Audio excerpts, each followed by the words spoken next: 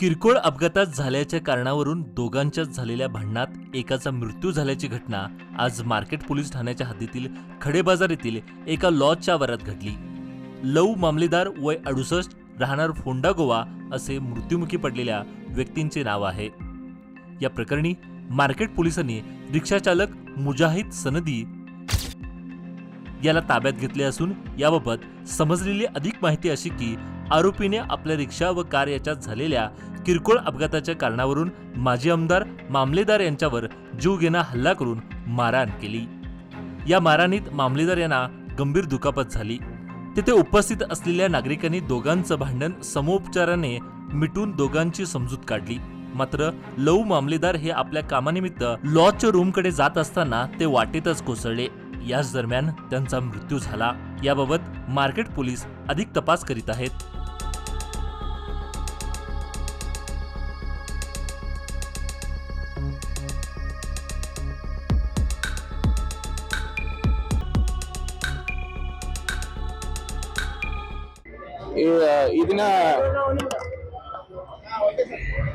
ಈ ದಿನ ಸುಮಾರು 1 ರಿಂದ 1:30 ನಡುವೆ ನಮ್ಮ ಕಡೆಬಜಾರ್ ರೋಡ್ ಅಲ್ಲಿ ಶ್ರೀನಿವಾಸ್ ಲಾಡ್ಜ್ ಅಂತ ಒಂದು ಜಾಗ ಇರುತ್ತೆ.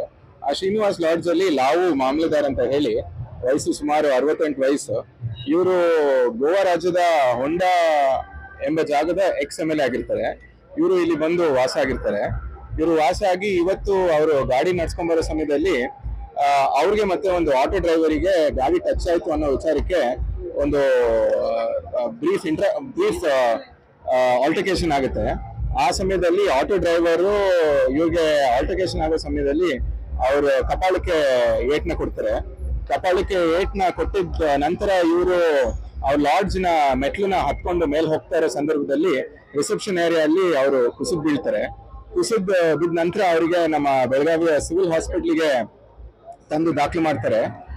ಇಲ್ಲಿ ಅವ್ರದ್ದು ECG ಮತ್ತೆ ಇನ್ನಿತರೆ ವೈದ್ಯಕೀಯ ಪ್ರಕ್ರಿಯೆನೆಲ್ಲ ಮಾಡಿ ಟೆಸ್ಟ್ನೆಲ್ಲ ಮಾಡಿದ ನಂತರ ಅವ್ರನ್ನ ಡೆಡ್ ಅಂತ ಹೇಳಿ ಡಿಕ್ಲೇರ್ ಮಾಡ್ತಾರೆ. ಡಿಕ್ಲೇರ್ ಮಾಡಿದ ನಂತರ ನಾವು ಒಂದು MSC ಕೂಡ ಬರುತ್ತೆ. ಅದ್ರ ಬಗ್ಗೆ ನಾವು ಪ್ರಕರಣ ಕೂಡ ಇವಾಗ ದಾಖಲು ಮಾಡ್ಕೊಂಡಿದೀವಿ.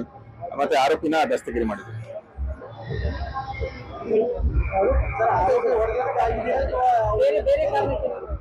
ಇಲ್ಲ, ಆಕ್ಸಿಡೆಂಟ್ ಆಗಿದೆ. ಆಕ್ಸಿಡೆಂಟ್ ಆಗಿದ್ದ ಸಮಯದಲ್ಲಿ ಇಬ್ರಿಗೂ ಆರ್ಗ್ಯುಮೆಂಟ್ ಆಗಿದೆ. ಆರ್ಗ್ಯುಮೆಂಟ್ ಆಗಿದ್ದ ಸಮಯದಲ್ಲಿ ಆಟೋ ಡ್ರೈವರು ಇವ್ರಿಗೆ ಕೈ ಎತ್ತಿ ಕಪಾಳಕ್ಕೆ ಹೊಡೆದಿದ್ದಾನೆ.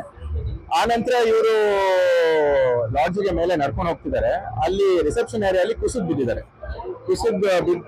ಕುಸಿದ್ ಬಿದ್ಮೇಲೆ ಅವ್ರಿಗೆ ಹಾಸ್ಪಿಟಲ್ಗೆ ತಂದಿದ್ದಾರೆ.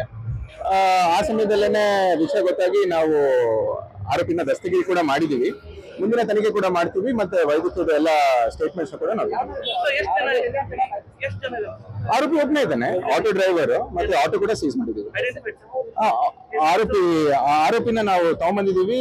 ಆರೋಪಿನ ನಾವು ಇವಾಗ ಇಟ್ಕೊಂಡಿದೀವಿ. ವಿಚಾರಣೆ ಮಾಡ್ತಿದೀವಿ. ವಿಚಾರಣೆ ಮಾಡಿ ನಿಮ್ಗೆ ಎಲ್ಲ ಡೀಟೇಲ್ಸ್ ಕೊಡ್ತೀವಿ.